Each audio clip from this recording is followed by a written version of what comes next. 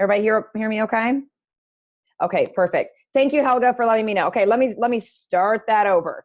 All right, so we're going to get started with the No Niche training in just a moment. I'm going to introduce myself for those of you who are new, but I would love to know what brought you to this training. If you are, someone who is just kind of stuck in your business because you feel like you have to have a niche, or why are you attending? What do you need to be able to get out there and start helping people? So, hi, Tara.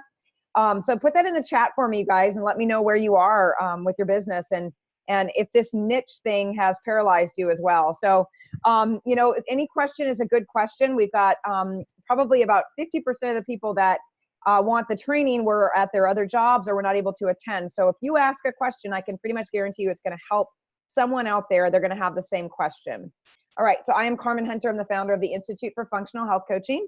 And I feel like the niche is something, I'm going to tell my story when we get started here, but I feel like the niche is something that has been one of those things that's misunderstood. And I think that if we can change the way that we think about it and the way that maybe we approach our marketing and things like that, we are going to open the doors up to a whole new audience. And so one of the reasons that this is important to me to share is because I have seen coaches over and over again in my mentorship group, in the Institute, in just private mentoring, that are stuck because they say they don't know who they want to help, or they say they do know who they want to help, but they're stuck with how to get the message out. So we're going to talk a little bit about that today too. And so I'm looking at your comments real quick, and just as a reminder, we've got a Q&A box for your questions. We've got a chat. You can put your questions anywhere, and if you are struggling with something for your own personal business, do not be shy. Put it in here. Let's get some answers for you and get you out there coaching. Okay. All right. So I see we've got, Alessia saying, I'm not attracting enough interest. My messaging is off with all the coaches saying we need to nail the niche. I don't have a strong niche.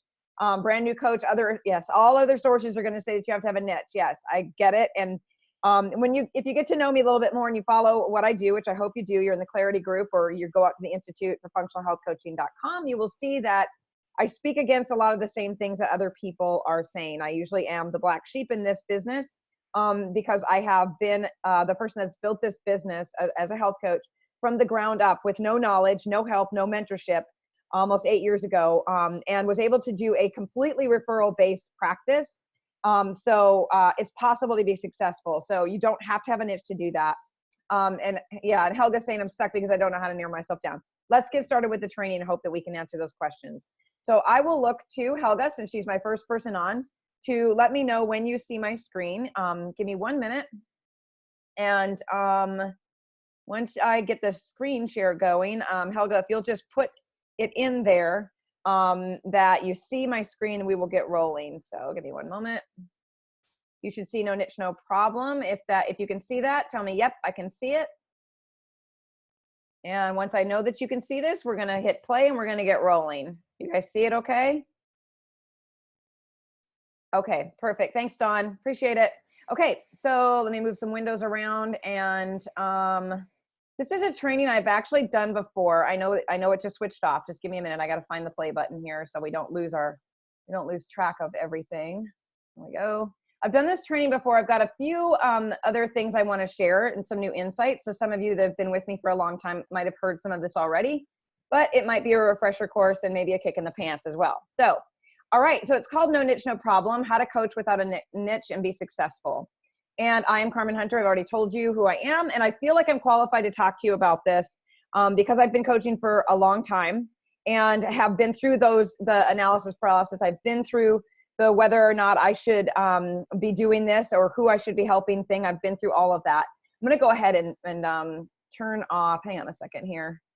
Y'all bear with me just a second. I am trying to get my cursor to move where I need it to go. I'm going to stop my video because it's a big distraction for me when I see myself talking. So I don't like to get distracted.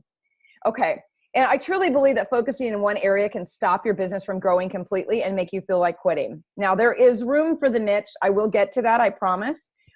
We will talk about that. I'm not saying it's not that you shouldn't have one at all. And I'm going to be real clear about that as we go through the training. So hopefully what I'm teaching you is going to erase fear about this subject and going to help you to kind of move past the idea that you have to have one.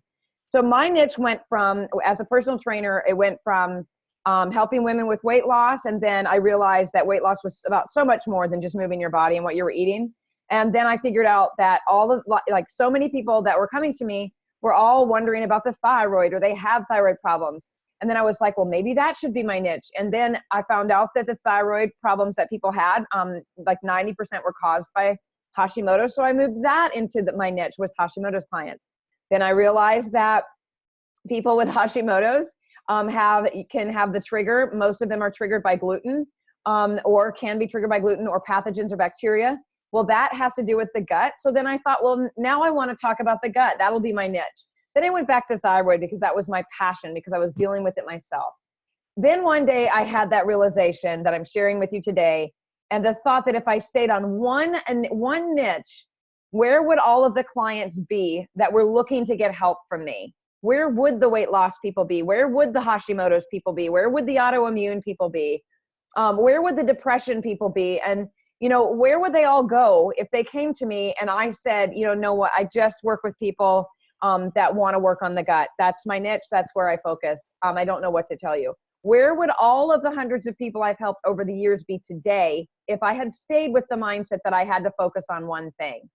So that is the reason why I don't believe you have to have a niche to be successful. I don't believe you have to have a niche to coach anyone that comes your way. And I'm going to talk to you about that today. So success stories would be gone if that were the case, right? I would not have the testimonials and the business that I had if I stayed there. So have to do the disclaimer and reminder, you guys. Everything you learn is purely educational based on my experience. Nothing I share is to be taken as prescriptive for your business, your clients, or yourselves. Please see more about my terms and conditions at my website, carmenhunterhealth.com. For those of you who are new to me, I am absolutely a fast talker. I try to pace and slow down, but I've got a lot of great information I want to share with you. You are going to get a copy of the replay, so you can go back to anything. You can screenshot the slides, whatever you want to do.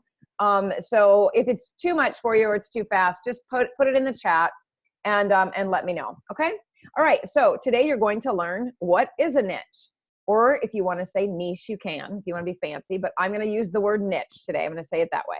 Why you've been told that you need one, how this belief paralyzes your business, how common this niche myth is, why you don't need a niche to start coaching, how you might even find a niche through this approach, and how to protect your reputation and increase credibility. All right, so what does it mean? What does the niche mean? Again, pronunciation can be niche or niche. Definition by Merriam-Webster is the situation in which a business's products or services can succeed by being sold to a particular kind or group of people. All right, simple enough, right? Other definitions of the niche you may have heard throughout social media and being marketed to. This is your target market. This is your target audience. These are your followers on social media. These are your peeps or your tribe, whatever's trending for whatever the trendy word is today. That's all the same thing. It's your niche. It's the people who are looking for you. Whatever you've heard it called, it all means the same thing. These are the people who are looking for what you offer. They're soaking up what you share like a sponge. They can't get enough from you. You speak their language. These are the people you want to help and the ones that want your help. What you've been led to believe about this, about health coaching in general, is that you're going to graduate, you're going to get tons of clients right away. Literally, they're going to be waiting for you. That's a big myth. It's not true. It doesn't happen. You have been given all the tools to coach. Now just get out there and do it. Whatever school that you've attended, hopefully it wasn't the Institute, because we hope to give you everything you need so you don't have to find another place. But really you're lacking a lot of knowledge in how to do this business thing where you don't have to have that niche, right? You need to have your niche ready before you start coaching. You need to know who you can help, right? And maybe you've been led to believe that you should have been working on your niche all along while you're getting this certification, while you're focusing on knowledge, while you're trying to get your feet underneath you and get your business started. All of these things that you've been led to believe can make you feel totally and completely inadequate, or like a failure when you get out of school and you have no clue who you want to work with or how to even get started. So hopefully today we're going to take away those feelings from you, because when we feel that way about our business or ourselves, it just paralyzes us and we don't want to do anything. So here's how it usually goes. You graduate from health coaching school, wherever you went. You have a nagging belief that you have to know who your audience is before you can start. You spend a little time trying to figure it out. Maybe a week or two goes by, maybe a month. For some coaches I've worked with, 6 months to a year have gone by. The doubt starts to set in and you feel like a fraud or a failure, and you haven't coached because you're paralyzed. So if this is a cycle that any of you have been in, let us know in the chat. Or if you're worried about heading down this road, let us know in the chat. But let me remind you of this, that building a business takes time and effort, and no one knows this better than me, I promise you. You will hear me repeat this consistently because I'm not going to lie and tell you it's easy to get where you want to be. You have to be an entrepreneur before you can actually be a health coach. No one is a fraud because they're not successful right out of school, no matter how much knowledge you have. I hope by the time we're done today that you guys can let all of the negative internal dialogue go and just know that you're not alone. You are not alone. So remember that, entrepreneur first, then health coach. So does any of this sound familiar? I want to focus on the immune system, but everything starts with the gut. So where should I start? I want to work with clients with thyroid disease, but it can come from so many things. So do I start with the thyroid or do I start with the things that cause it? Anytime I try to think of a niche, I worry I don't know enough about that subject, so I change it. That one directly came from a coach when we first started working together. And I completely understand how she felt because I did the same thing in the very beginning. I want to help so many people with so many things, I cannot make up my mind. That was me too. I created all my marketing around weight loss and then I changed my mind. Okay. So that's where I'm trying and hoping to head off people when they first get started in this business, is to not set up all the marketing, all of your websites, your written materials, your intakes, all of your forms, and everything you do around one topic and one subject. Because you may, and back it up again, change your mind and look up that list. You may be that person that starts to let fear in and then you want to change your niche. You may be that person who's like, I just want to help so many people and I can't make up my mind. So then you would have to go back to what you've already done and start over, redoing all of the work you've done around your business, which is costly and it's time consuming, and you don't want to do that. So this is just a small sample of what I read and hear about every day in this business. And just reading these types of things, it makes me feel stifled and overwhelmed. It throws me back into the days where I was just sitting there, and I can remember hours going by where I would sit there and I'd start typing something about a particular topic or subject, and then I'd be like, "Ugh, that's not all I want to talk about." It was very frustrating. And to make matters worse here, the marketing that is going on in social media right now, you guys, is bizarre. I've never seen so much marketing telling you that you have to have it or you need to know that you absolutely cannot be successful without it. It's just not true, and it can make the stress even worse. So, okay, so let's talk about what you've been told by these online marketers. You have to niche to market your business. A niche is the only way to grow your audience quickly. Knowing your target audience makes it easier to deliver value. All of these things hold some truth to some extent, but that's only because no one's ever told you any differently, and I'm here to change that thought process for you. So let's think about this. A niche may be important for someone in the business of insurance, or if you're a doctor, but in the health coaching business, we have so much more reach, so many more topics out there that we can help people with. Once you figure out that your target audience is broader than you even think, you're going to see about how much easier marketing and growing your audience is going to be. And we'll talk about marketing at the very end. So yes, having a niche can, focusing on the problems more tightly, help you share focused resources for those problems, make your ad copy easier to write or your copywriter to write it, keeping you comfortable in your coaching space, but you can do all of these things without it as well. So this is really a sad reality. This is the truth. Over the last couple of years, I have worked with coaches who stopped coaching because they believed this. They literally put their business on hold and said, until I know who I want to help, I'm not doing anything with this. So think about how much time you spent trying to figure this out and worrying because you're not sure. Stopping coaching is the last thing you should do when trying to find your audience or establish your business. What all the money that you're spending on your education is for no reason if that's what you're going to do. And here's the thing, you can find it when you start coaching. That niche may come to you. And we're going to talk about that in just a moment. So here's the problems that can result from this. And you may be familiar with some of them. So the topics in health are mind-blowing and too many to name, right? How do you pick just one area? So many conditions and goals in health depend on other variables, immune system and gut, thyroid and gluten, and so on. We have a very gray area in health coaching, and we need to watch our backs legally. So the more focused or customized we get, the thinner the line to cross. What happens if you pick one target market and change your mind, as we just talked about? This is putting all your eggs in one basket, and that makes your audience smaller and can leave out potential clients. So just remember, when you declare that niche, you're building your business around which this means that you're creating that content, the logos, the flyers, the business cards, the websites, etc., based on that one topic. So what if you get busy with coaching and then you find that you don't want to limit your audience because more opportunities are coming your way? Are you going to go back and then you're going to change all the copy in the ads? Are you going to tell those people, you know what, right now I'm working with these people, but in 6 months when I get rebranded and I redo everything, I'll go ahead and I'll reach out to you. That's impossible. There's no possible way that someone can manage that. So trying to determine your niche can make you feel crazy. And that's why I'm here to tell you to drop it and just start helping people. So here comes the exciting part. If your goal is to work with human beings, you already have a niche, a target audience, and a target market. So every person that enters your world is a potential client. And lately I've been saying if they have a pulse, they're a potential client. If they have a heartbeat, they are a potential client. If their goal is to be a better, healthier version of themselves, then you have a potential client with every single person. So how can that be, right? It seems like it probably seems like it's just some dream or something. So too good to be true that everyone could be a potential client. So how does a human being translate into being a niche? So every single human being on the planet needs the exact same things to start on the path to a better life and a healthier body, right? I mean, think about yourself in this situation. When do you feel your absolute best? Your most energetic, your most joyful, your happiest, your healthiest? When do you sleep the best? When are you inclined to make the best decisions about food? Is when you have all of these needs met that we're going to talk about in just a moment. So your potential clients are no different. Now, the 7 essentials are focused. That's what the Institute for Functional Health Coaching, and every training that I do is focused on the 7 essentials, and it's focused on being safe in this business. So let's talk about those briefly. So we all need optimal sleep, right? That's when the body does its biggest job in repairing the things that we're doing to ourselves every day. Everybody needs whole, real food, right? I mean, we all know what can happen when we eat way too many foods with omega-6s, boxed foods and refined foods and crackers and things like that, and we upset our ratio. Everybody knows that when we eat factory food, we're eating antibiotics and diseases from other animals. So whole food, we all need those things.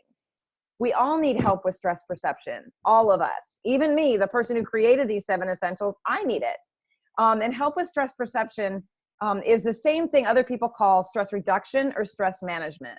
I don't believe it's possible to manage, and I'm air quoting here, our stress. I don't believe it's possible to reduce our stress. I really don't. If you're living in today's world and you are a mother with children and a job and a home to take care of and a body that you want to take care of, which one of those things are you going to reduce to get where you want to be? If you're a man that is supporting your family, who needs to exercise to stay healthy, who has the stress of the financial stress of supporting his family and being the man of the house, like, what are you going to give up in order to, how are you going to reduce that? I just think that it's just setting people up for failure. So I like to say stress perception instead of reduction or management.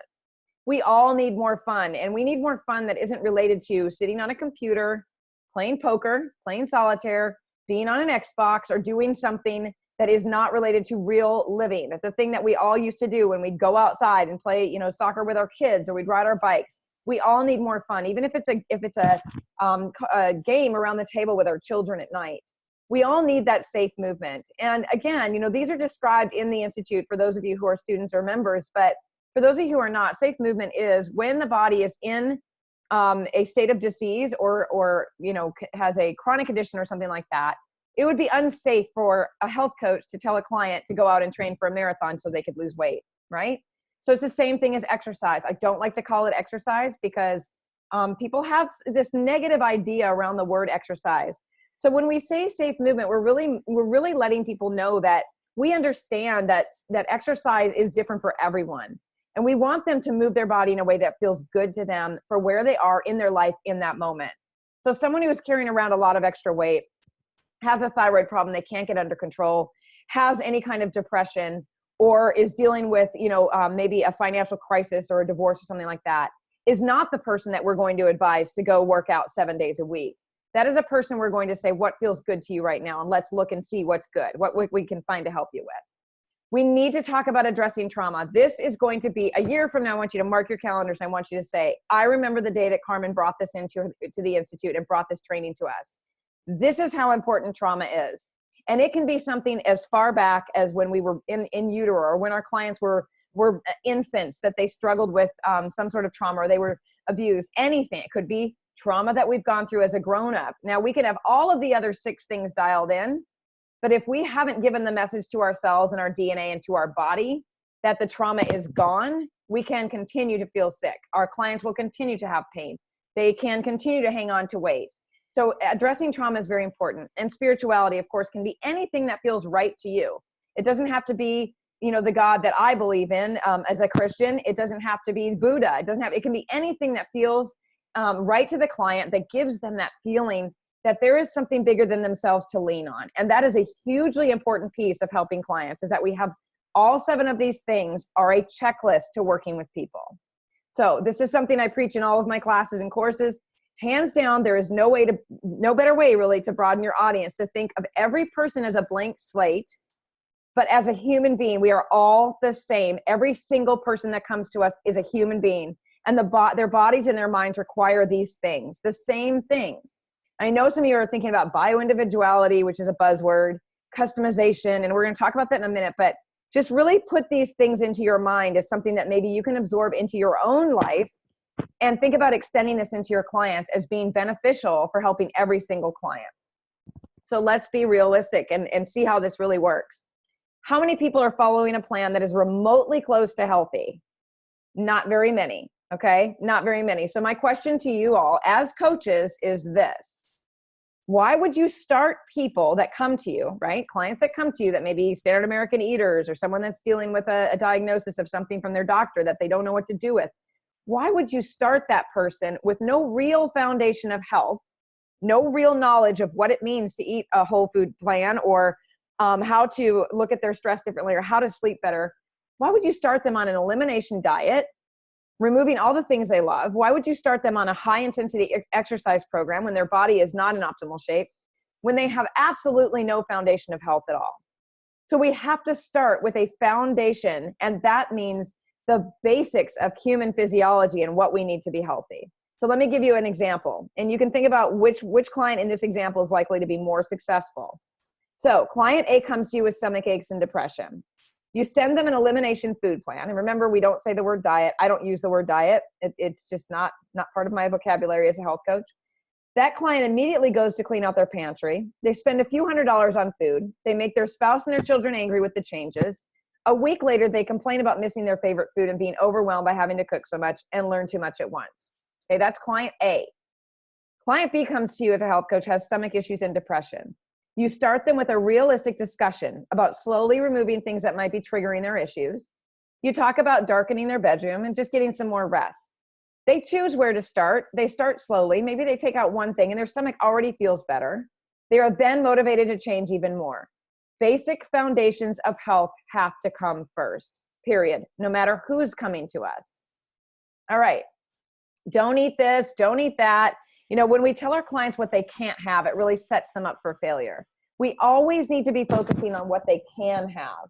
Because when we start out by saying, well, you can't have that anymore, you need to take that out too, that's not good for you. You can literally watch a client's face just fall. The tears can start. I have been this person. I remember what it felt like. My story is not unique. There's a lot of people out there that this has happened to. But I can tell you that the feelings of despair and hopelessness were more than that I could handle. So trying to stick to an elimination plan and being given a long list of things that I can no longer do or have is very defeating. So you might be starting to see how hard it can be for these clients that are coming to you to imagine giving up everything they love just to fix what maybe, again, air quotes here, you guys, they may have potential leaky gut, but we don't know that. But if you approach them with, let's talk about just eating whole food and getting more rest to start with, it can seem so much less scary and overwhelming and more doable. So I know it was for me. And again, getting support for change when I was going through all of this was an absolute nightmare. It's one of the reasons I do the elimination plan backwards. I call it the BEP, the backwards elimination plan. It was born from my own experience and some of my clients as well, giving me feedback about the overwhelm. I started out this way as well. I started out where clients were coming to me and I'm like, okay, you really got to look at not eating gluten anymore. You've really got to look at doing this. And it was like, are you kidding me right now? I have 5 kids. I'm trying to work out. I could see it was just a recipe for failure. So here are some benefits of a simplified approach for everyone. You start with the 7 essentials with every single person. They will automatically start feeling better. Immediate goal achieving here. The improvements will trigger hormone responses that create a feeling of well-being. The client will feel empowered and successful as these changes begin. You customize their plan according to their individual challenges, etc. Right? So even if you just start with the basics, you will begin to uncover where the problem is that they want to focus, or where the problem is that they should be focusing on. And maybe it's weight issues. Maybe it is autoimmunity. We don't know unless we start them with the foundations of health. Reduced risk and liability with general information. That is the benefits of a simplified approach. And you're not cornered into one topic. There is no way that a person who eats fast food, doesn't cook, doesn't exercise, will not start feeling better, even with the smallest changes of any one of those 7 things, right? So, ask yourself, have you ever created a huge change for yourself and then realized how much better you were feeling, just from one small change or one huge change in one area, or did you start with something really, really small and then realize some of the other things got easier without even putting work into it? Something is going to improve when someone is living a standard American lifestyle and they even start to shift in one small area. It's guaranteed. That is a literal checklist for your clients. All right. Is this all making sense, you guys? Give me some feedback in the chat. So when I get done here, I can see what your thoughts are about this, or what your concerns or questions are. Okay. So the bed making theory, this works in health coaching too. So you may have heard about this before, that CNBC showed a study, and this is kind of all over the internet. It's not just CNBC, but that's the one where I saw it originally. Showed a study that wealthy, successful people make their bed. All right, so it starts the day out. This is why, this is how we know. They start their day that way, and they feel a sense of accomplishment right away. And when you feel a sense of accomplishment right away starting your day, it's so much easier to move into those things that may not be as simple as making your bed in 2 minutes, right? Well, it's the same thing with health coaching. When we achieve something, we feel more motivated to continue forward with our to-do list, our chores, meeting our goals. Our clients, when they achieve something, no matter how big or small it is, they're going to be more motivated to make changes for the other things as well. So we've probably all known someone who, said, I'm going on a sugar detox. I've got to lose some weight. And you see on their Facebook post, they lost 4 pounds in the first week, and they're just stoked, right? They're excited. You see the honeymoon phase happening right there. They're excited about moving forward. Next week, they're like, oh my gosh, I lost 4 or 5 more. And it continues. That's because they are motivated by the first change and the results that they see. So you've got to kind of apply that in the same way when you're working with your clients. You have to think about it the same way. One change that gives results of any kind motivates them to continue making changes. So an example, someone who's trying to move their body more, goes for a walk on a beautiful day. They have their arms and legs exposed to the sun. They get some vitamin D. They hear the birds. Their stress goes down a bit. They feel uplifted by the fresh air. That person is going to be less likely to walk in the door and have their normal soda than they are to choose water, right? Something that simple. So we need to remember that simplifying this experience for our clients is one of the ways that we can almost guarantee that they're going to be able to follow through. So I want you to really think about what changing your beliefs could mean for you, or what you've learned, or what's being marketed to you, because I know that you're attending this training because there's a reason you feel like you should have a niche, or it's got you stopped in your business. Well, when we're done today, you're going to go out into the world of social media again, and you're going to see 5, 6, 10, 20, marketing ads that are going to tell you, sign up for this training and help narrow down your niche. Listen to this podcast, watch this, whatever. I want to encourage you to shift your thinking back to what we're talking about right now. Because if you say goodbye to the fear of the unknown and fear of not knowing if you can help someone, fear of not knowing enough, fear of not knowing where to begin, time wasted learning more about health issues, and time wasted trying to figure out who your audience is. If you do that, if you do all of those things, if you can say goodbye to all of that, you're going to open the door for more opportunity. All right. So you're going to say hello to a bigger audience. So every person seeking help is a potential client, every single person. Remember this. It doesn't matter what their goal is. It doesn't matter what their condition is, their diagnosis. It doesn't matter, because they're a human being. So back to that. Everyone with a pulse is a potential client.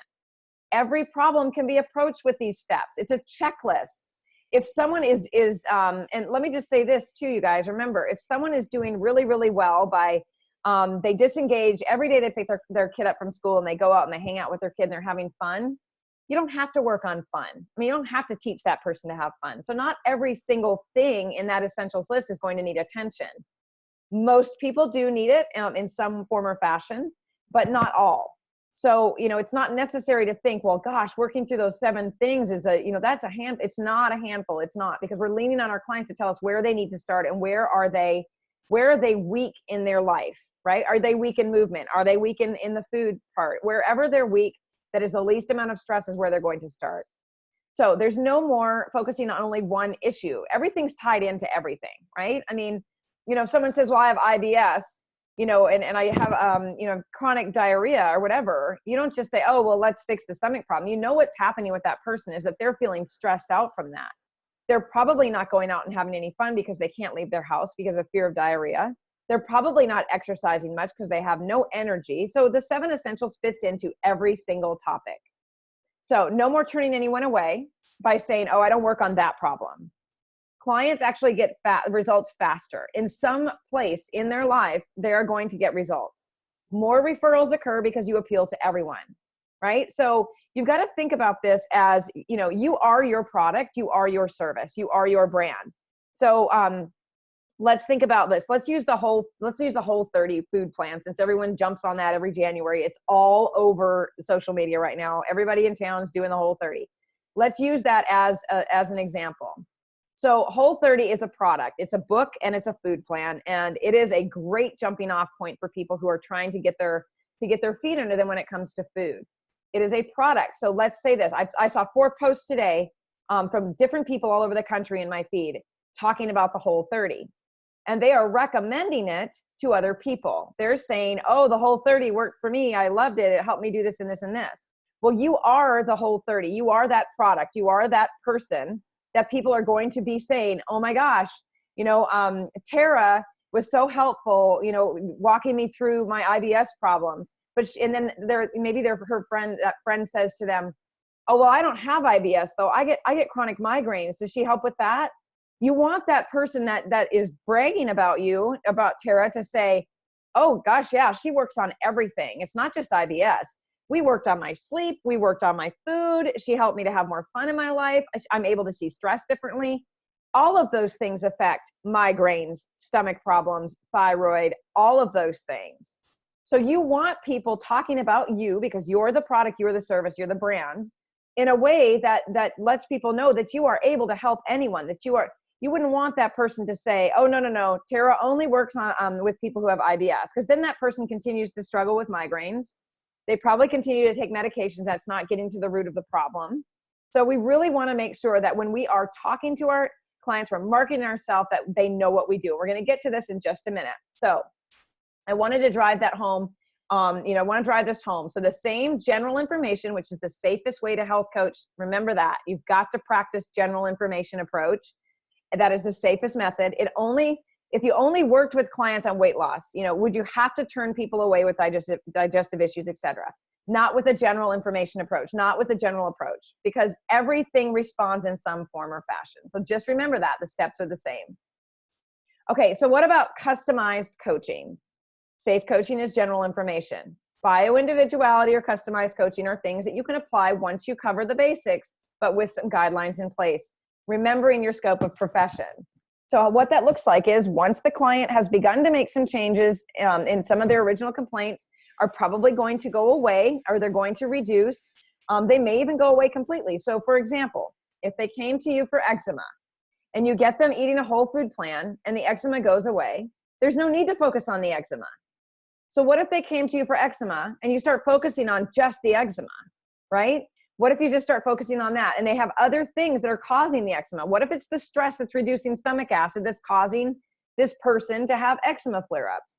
But you're just solely focused on the eczema and you're missing the bigger picture or the underlying cause. Does that make sense? I'm hoping this makes sense to everyone, right? Fixing something with whole food, or helping someone see that whole food could take care of this, could be something that resolves itself in weeks. In fact, this is what happened with a child that I was helping the family with. The child, both her and her sister's eczema cleared up within just a couple of weeks from just working on the food alone. So I did a live call quite a bit ago. It's been a couple of weeks now.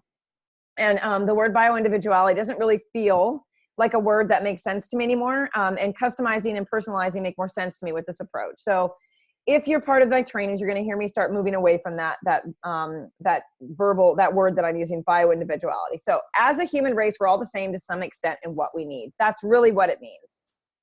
Okay, so let's recap this new approach. You meet someone that wants your help. They have multiple symptoms or conditions. You help them start making changes based on basic human needs. They start feeling better and symptoms and conditions start improving.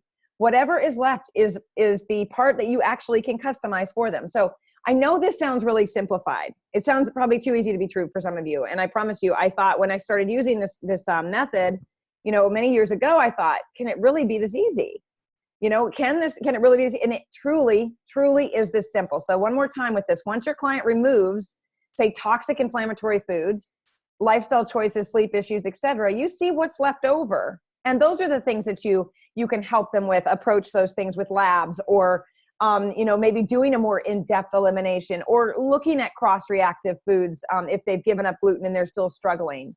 So instead of taking away their entire life from them, you start with the basics, and then those pieces that are left over are those things that you can then support them through.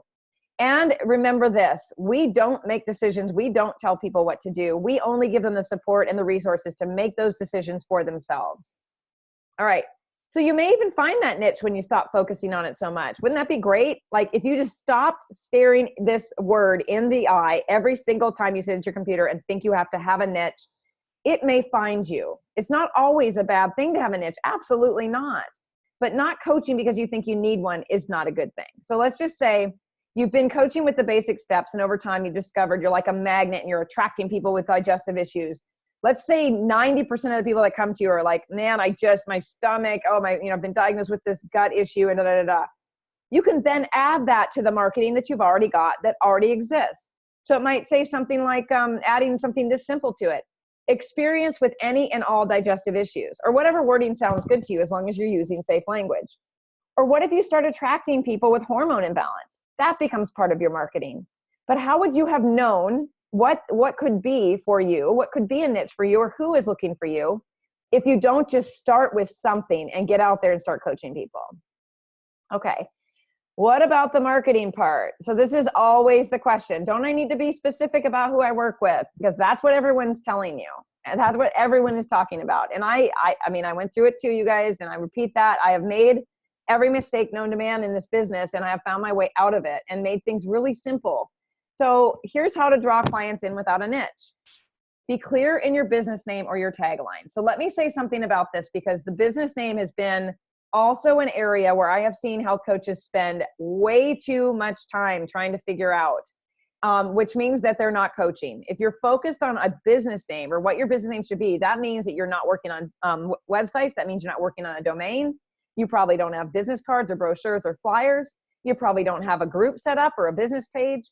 So I want to say this about the business name, and this is repetitive for some people, but it is true. It still holds true today. Whatever you decide to use as your business name, make sure it's memorable. So for me, I used to be Mindful Health and Wellness. Mindful Health and Wellness. Mindful is spelled with one L.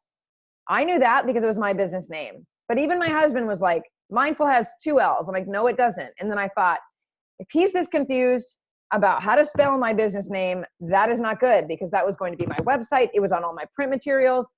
And then I was watching something, and remember, this has been, I don't even remember when I changed my name. It's probably been 3 years or more, but then I was watching someone say how much simpler it is to just use your name.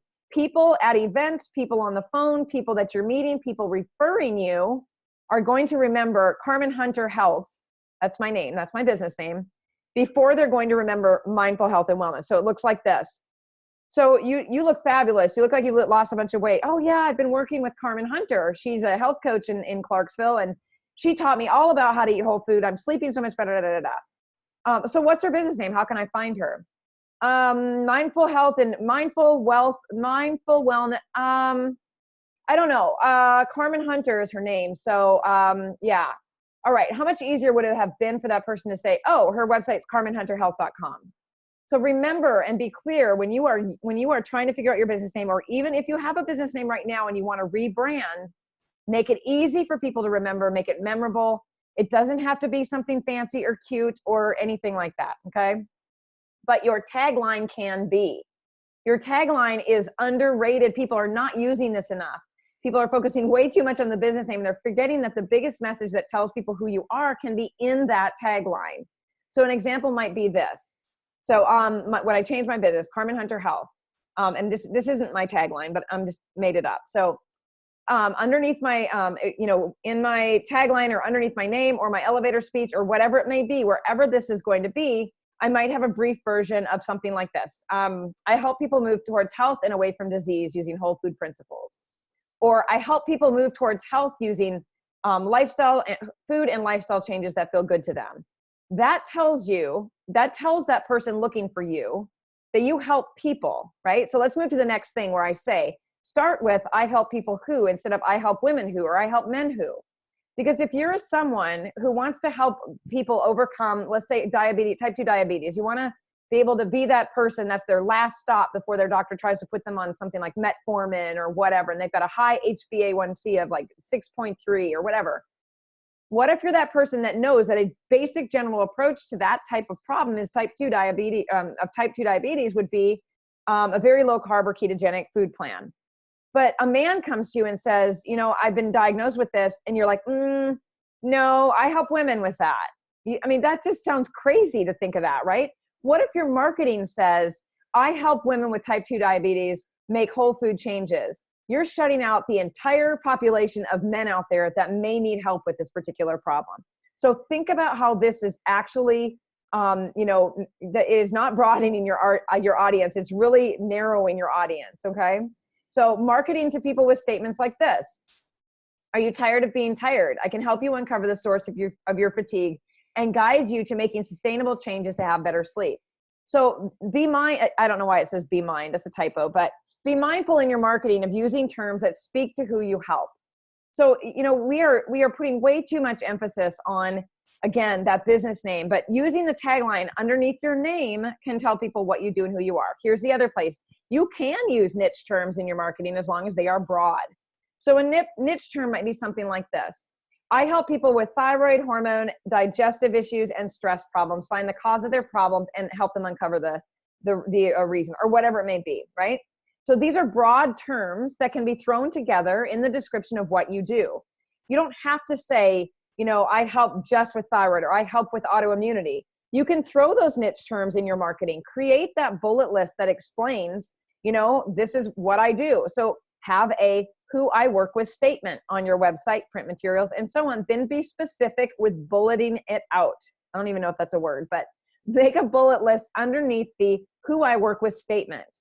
And that way, you're not really declaring that niche of I work with women who, but within your marketing materials and your information, when you're doing your groups, when you're doing your live calls, when you're doing your Facebook live videos and ads and things like that, you can say who you work with. You can say, I work with anyone with a pulse that wants to have a more optimal life and be a healthier person. That's the broadest audience possible, but it's also a focused audience because there are people out there that is going to speak to them. They're gonna be like, oh my gosh, I've been wanting to learn how to eat whole food, or I've been wanting to get, not have to take metformin for my type 2 diabetes. Whatever it may be, it's all about how you explain what you do. It's all about making sure you know what you do and not putting yourself in a corner with it. Okay. All right. So it's time to start worrying so much about the niche, you guys, and start helping people. So I'm hoping that this is giving you some clarity and some hope. It's going to move you forward in your business. There are people all over the place. There are people all around us that are looking for help with their life, not just one piece of it, not just one area of their life. All of it. They're thinking, gosh, I should start here. No, I need to move my body. I'll join the gym. No, I need to spend that money at the grocery store and I don't even know how to start shopping. These people are not just thinking, I need to fix my thyroid. Outside of that one problem they have, they're knowing that they know there are other broken pieces of their life occurring. Okay. All right. So, all right, you guys, I talk about, there's so many other trainings. And so if you're not familiar with the Institute, go out. There's a blog out there. There's lots of valuable information and trainings out there. And it's instituteforfunctionalhealthcoaching.com. I'm going to stop the slideshow here and I'm going to go and see if you guys have any questions. All right. Hold on just a second. And let me open up my video. and see what we're doing. Okay. All right. You guys give me some feedback. Is this making sense to you? Does this help you a little bit to like not worry so much about the idea that you've got to have one person or one approach that that you can open up those doors of opportunity to anyone? I mean, this is anyone. Let's see here. Yeah. So I've already read the first part of this. Yeah. I mean, and then it starts to move. Frankly, I cannot make myself believe that I do need a niche. That's great, Luba. I'm glad that you don't feel like you need one. That's awesome. Helga says that's pretty much me. Helga, which one is pretty much you? Yeah. So, and Jessica, hi Jessica, and you guys, you're a student, so you practice this anyway. All right. So I just want to make sure that when you use the 7 essentials, you can change the terminology to fit your business, whatever you're doing with it right now. That's totally up to you. But I like to keep things very general so that it fits more than just that one person who thinks they have to exercise more to lose weight, or it fits that one person who's been diagnosed with insomnia by the sleep lab, or has sleep apnea or whatever. So when I put it in those terms, it's really much more general and much more basic, and it can apply to so many other different things, right? And Kerrigan is saying, I like the concept. I'm on board with more of a shotgun approach than specializing. I want to leave the door open to the things that I may be doing. Yeah. So here's the other thing, you guys. Here's the other thing to think about. When you don't niche down into one particular topic and you start with that checklist, you're allowing your client, you're actually putting more of that accountability into your client's hands, right? So when we're saying to them, and on the intake form that we all use, that if you're a student or a member, if you're using the intake form, on the end of it, it says which one of these 7 essentials feels the least stressful for you to start with. And that person that you're going to be working with is going to say to you, you know what, I would really love to work on my sleep. I need more sleep, and it doesn't stress me out at all to change my sleep environment. So that's where you begin. Even if the problem is leaky gut, even if the problem is cancer, even if the problem is, esophageal reflux, whatever the problem is, that person's going to find relief by getting better rest.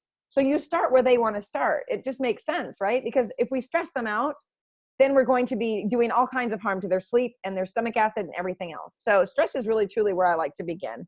So Christy's saying, I'm still looking for a mission statement. Well, I wouldn't necessarily call it a mission statement. You know what I mean? I feel like mission statement is kind of more geared towards corporations and businesses of what they're, like for us, I mean, we have a mission. The Institute has a mission.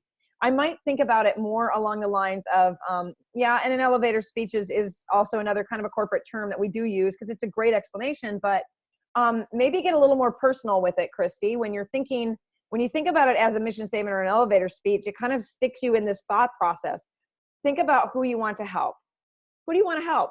What do they look like? Your so-called avatar. I'm not up to speed on all these buzzwords like peeps and tribe and avatar and all that. I don't get it all. Who do you want to help? What does that person look like? Take away the gender and take away any of the diseases that you're familiar with. Take away the diseases or the conditions that you deal with. Because what might be happening, which is what happened to me when I was diagnosed with thyroid, is that I made thyroid a niche, but then I found out that it was Hashimoto's based, and I made Hashimoto's a niche. And then I realized, oh my gosh, I probably got Hashimoto's many, many years ago from eating all this stuff. So that I made gut the niche. So take away anything that you personally have dealt with, because that could actually be playing a part in why you're not able to come up with any kind of a tagline or a what to expect from working with me statement.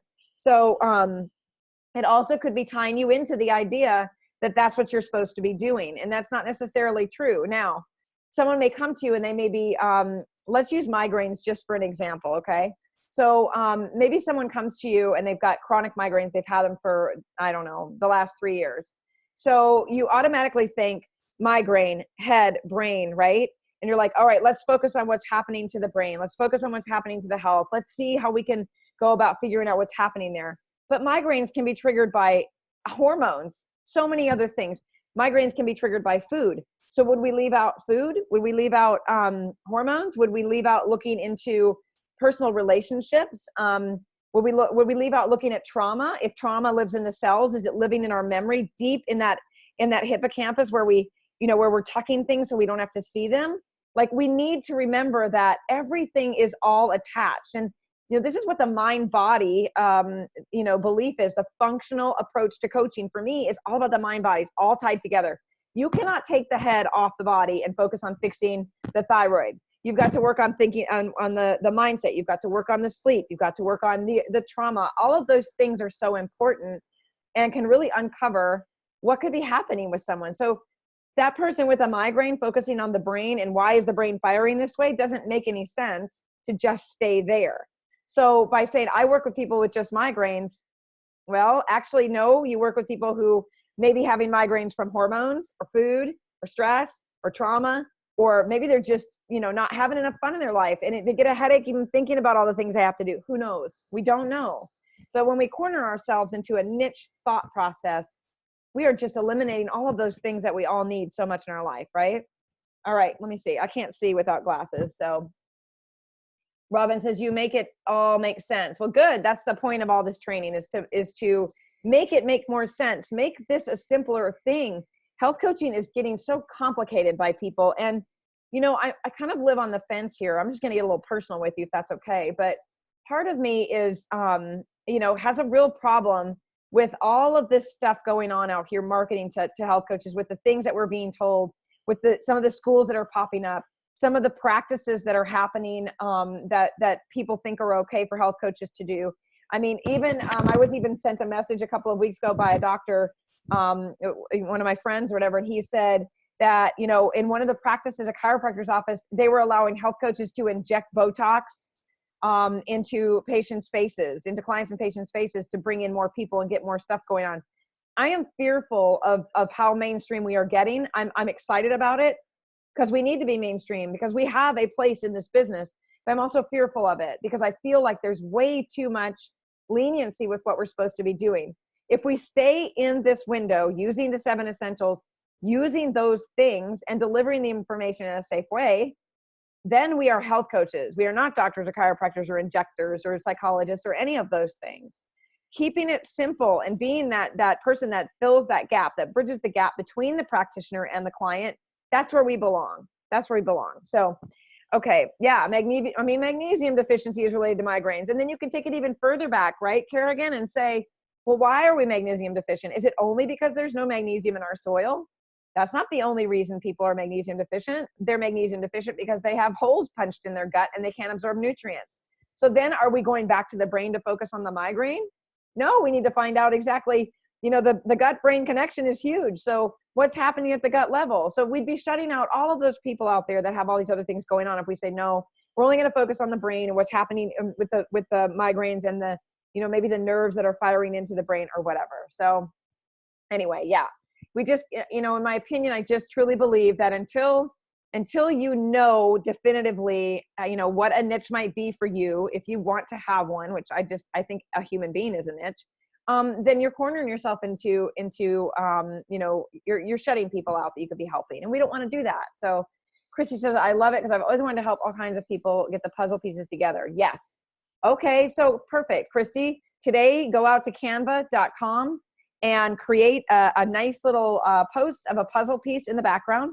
And on each piece of that puzzle, put one of the 7 essentials and then leave an empty space in the middle and put coach in the middle. Do something creative with that, putting the puzzle pieces together.